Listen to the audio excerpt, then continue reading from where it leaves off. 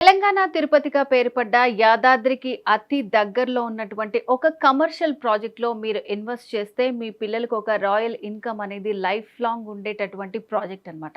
So, మరి ఈ project ఎక్కడుంది? ఈ ప్రాజెక్ట్‌లో ఎట్లా ఇన్వెస్ట్ చేయాలి? ఇన్వెస్ట్ చేస్తే మనకేం ప్రాఫిట్స్ ఉంటాయి?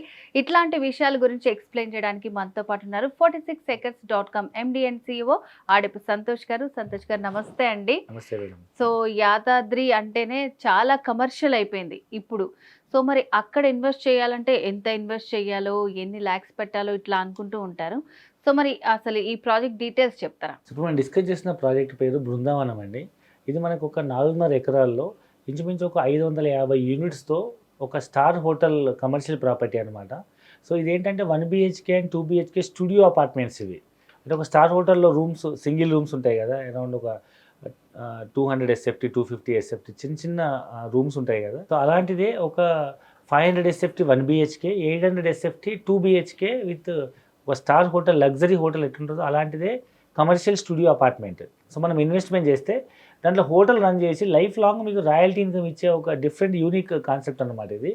సో, మనం కోట్ చేసిన ప్రైస్ వచ్చేసి 1 బీహెచ్‌కే కాస్ట్ వచ్చేసి 31,00,000, 2 బీహెచ్‌కే కాస్ట్ వచ్చేసి 51,00,000 ఇంక్లూడ్స్ ఫర్నిచర్. లైక్ మీరు ఒక 2 బీహెచ్‌కే తీసుకుంటే 2 బెడ్‌రూమ్స్‌లో 2 బెడ్ కార్ట్స్, తర్వాత వార్డ్రోబ్స్, ఏసీస్, గీజర్స్, 2 వాష్‌రూమ్స్‌లో గీజర్స్ అండ్ మంచి branded furniture and branded even ప్రతి ఒక్క వస్తువు మనం వాడేది అన్నీ మనము జాగ్వార్ ఫిట్టింగ్స్‌తో అన్ని బ్రాండెడ్ ఐటమ్స్ వాడి ఇంక్లూడ్ ఎవ్రీథింగ్ ఫుల్లీ లోడెడ్ ఫర్నిచర్‌తో మనం ఒక స్టూడియో అపార్ట్మెంట్ మనం కస్టమర్‌కి మనం రిజిస్ట్రేషన్ చేస్తాము. దాన్ని మనం లీజ్ తీసుకొని అందులో ఒక స్టార్ హోటల్ రన్ చేసి వచ్చిన ఇన్కమ్‌లో ఇంచుమించు ఒక 50% రిటర్న్స్ మనం కస్టమర్‌కి ఇవ్వడం జరుగుతుందన్నమాట. సో, అంటే ఇప్పుడు దాంట్లో మనం ఇన్వెస్ట్ చేస్తే మనకేం ప్రాఫిట్స్ ఉంటాయంటారు ఫ్యూచర్‌లో? ఇప్పుడు జనరల్‌గా చాలామంది ఒక ప్రాపర్టీ కొన్న తర్వాత రెండో ప్రాపర్టీ మళ్ళీ ఒక అపార్ట్మెంట్ కొంటుంటారు. ఎందుకంటే ఇవాళ సిటీలో కాస్ట్‌లు ఎక్కువైపోయినాయి కాబట్టి ఇండిపెండెంట్ హౌస్ కొనే పరిస్థితి లేదు. ఓన్లీ అపార్ట్మెంటే. ఈవెన్ అపార్ట్మెంట్ కొనాలన్నా ఇంచుమించు 2 బీహెచ్‌కే కొనాలన్నా రూ. 1,00,00,000 తక్కువ లేదు. ఈవెన్ 3 బీహెచ్‌కే 1.5 క్రోర్ ఉంది. రూ. 1,00,00,000 ఇన్వెస్ట్‌మెంట్ చేసి మనం కట్టే ఈఎంఐ ఎంత ఉంటది? మనకు వచ్చే రెంటల్ ఇన్కమ్ ఎంత ఉంటదో చూస్తే ఇన్కమ్ ఈఎంఐ 50,000-60,000 ఉంటే మనకు వచ్చే కిరాయి 20,000 కూడా ఉండదు. సో, మీరు ఎక్కడ కూడా మీరు ప్రాఫిట్‌లో ఉన్నట్టు ఎక్కడ అనిపియదు. అదే మీరు సెకండ్ ప్రాపర్టీ ఇన్వెస్ట్‌మెంట్ అనేది ఒక కమర్షియల్ ప్రాపర్టీలో పెడితే లైక్ ఇప్పుడు యాదాద్రి టెంపుల్ అనేది ఇప్పుడు తెలంగాణ తిరుపతిగా చాలా పబ్లిక్ వస్తున్నారు. ఒక శనివారం, ఆదివారం రోజు దర్శనం చేసుకోవాలంటే ఇంచుమించు ఒక హాఫ్ డే పడుతుంది. హైదరాబాద్ సిటీ దగ్గరలో ఉంది కాబట్టి కొన్ని వేలాది మంది, లక్షలాది మంది భక్తులు వస్తున్నారు. సంవత్సర ఆదాయం కూడా రూ. 1,00,00,000 దాటేది కాదు. ఇవాళ ఇంచుమించు యావరేజ్ రోజు రూ. 1,00,00,000 ఆదాయం వస్తుంది యాదాద్రి టెంపుల్‌కి. సో, ఎంతమంది భక్తులు వస్తున్నారో అర్థం చేసుకోవచ్చు. Swarnagiri temple and Kunda Satyanarayana Kaladhamam and Yadadri temple ఈ 3 టెంపుల్స్ విజిట్ చేయడం కోసం మినిమం ఒక 2 డేస్ స్టే చేయాల్సిన పరిస్థితి ఉంది అక్కడ. అక్కడ ఉండే వాళ్ళకు ఇప్పుడు కాటేజెస్ అనేవి తగ్గిపోయినాయి. ఎందుకంటే ఒకప్పుడు దేవస్థానం పైన కాటేజెస్ ఉండేవి. దేవస్థానం ఎక్స్పాన్షన్ కోసం మొత్తం కాటేజ్ డెమాలిష్ చేయడం జరిగింది.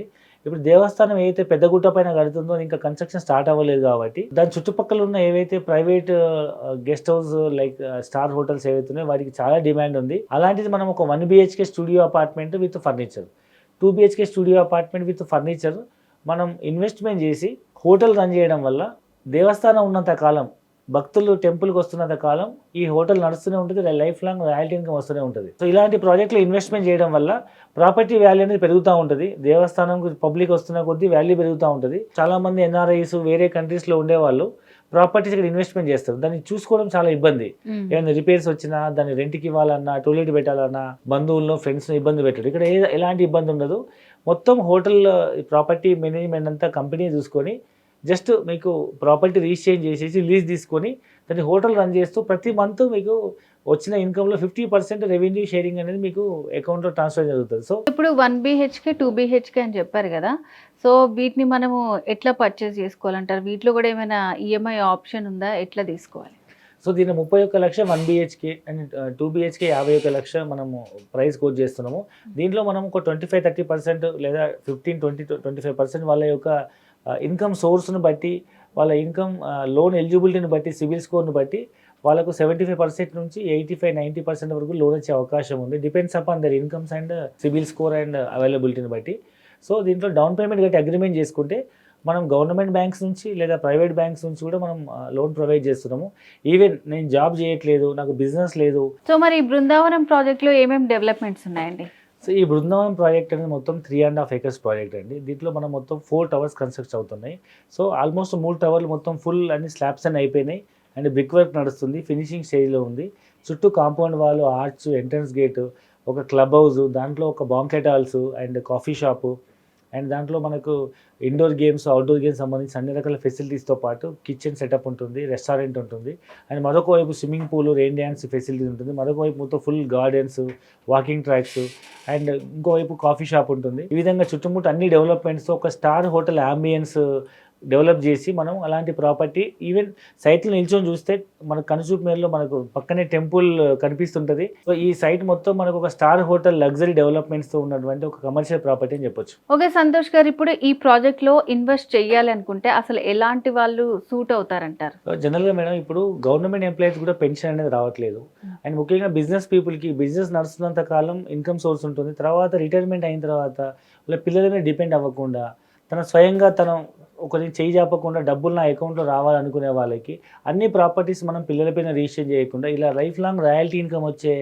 ప్రాపర్టీని మనం మన పేరు మీద రిజిస్టర్ చేసుకుంటే ఉద్యోగం కానీ వ్యాపారం కానీ బాగా నడుస్తున్నప్పుడు మనం హోమ్ లోన్ తీసుకొని ఈఎంఐ క్లియర్ చేస్తే సో ఆ తర్వాత జీవితాంతం మనకు రిటైర్మెంట్ ఇన్కమ్ అనేది ఒక పెన్షన్ లాగా వస్తుంటుంది.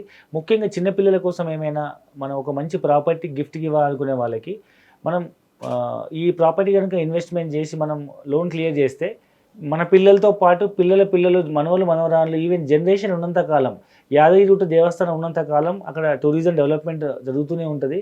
ఇది మన తరతరాల పాటు ఈ దేవస్థానం ఉన్నంత కాలం ఈ ప్రాపర్టీ హోటల్ రన్ అవుతూనే ఉంటుంది. దాని మీద రాయల్టీ ఇన్కమ్ లైఫ్ లాంగ్ వస్తూనే ఉంటుంది. కాబట్టి తక్కువ పెట్టుబడితో పిల్లల భవిష్యత్తు కోసం కానీ, లేదా లైఫ్ పార్ట్నర్ కానీ, రిటైర్డ్ పీపుల్ వాళ్ళ మనవరు మనవరాళ్ళ కోసం కానీ, లేదా రిటైర్మెంట్ అంత పిల్లలుగా చేయి చెప్పకుండా నాకంటూ ఒక పాకెట్ మనీ కోసం ఒక మంచి ఇన్కమ్ సోర్స్ కావాలనుకునే ఒక పెన్షన్ స్కీమ్ కోసం చూసేవాళ్ళు ఈ ప్రాజెక్ట్ బాగా సూట్ అవుతుంది. ఓకే సంతోష్ గారు, ఇప్పుడు ఈ బృందావనం ప్రాజెక్ట్ యాదాద్రికి చాలా దగ్గరలో ఉన్నటువంటి ప్రాజెక్ట్. దీంట్లో ఎట్లా ఇన్వెస్ట్మెంట్ చేయాలి, దీంట్లో డెవలప్మెంట్స్ ఏంటి, సో డెవలప్ చేసిన తర్వాత మనకి ఎట్లాంటి ప్రాఫిట్స్ వస్తాయి, ఇలాంటి విషయాల గురించి కూడా చాలా బాగా ఎక్స్ప్లెయిన్ చేశారండి. Thank you so much.